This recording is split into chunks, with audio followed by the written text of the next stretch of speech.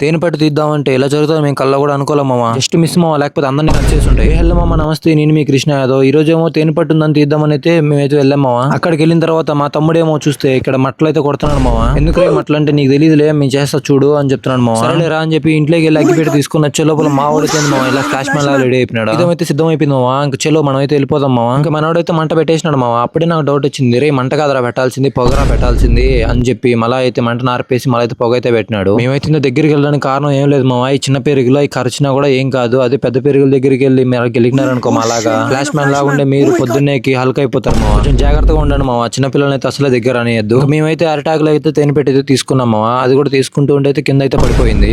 ఇలా అయితే రాదని చెప్పి మండ అయితే ఎంచుకొని బయటకి అయితే వచ్చేసినారు మామ. తీసుకున్నాం లేదు అప్పుడే మనం అయితే తినడం స్టార్ట్ చేసినారు మామ. ఎలా ఉందిరా అంటే ఇలా అంటున్నాడు మామ. జంపర్ మే బంపర్, సూపర్ టేస్ట్. ఈ తేనె ఎలాంటి కలుషితం అయితే కాదు కదా మామ, అందుకని ఇంత టేస్ట్ అయితే ఉంటుంది మామ. మీరు కూడా ఎప్పుడైనా ఇలా చేస్తుంటే మీ ఫ్రెండ్స్ అయితే ట్యాగ్ చేయండి మామ. నిజం చెప్పాలంటే మా వాళ్ళకి ఒక్కరు కూడా సరిపోదు మామ. ఎంతైనా కూడా మా వాడు తేకంగా ఆకును కూడా నాకేస్తున్నాడు మామ. వీడియో కానీ నచ్చుంటే లైక్ చేయండి మామ, అలాగే షేర్ చేయండి, సబ్స్క్రైబ్ చేసుకోండి. ఉంటాను మరి, బాయ్ బాయ్.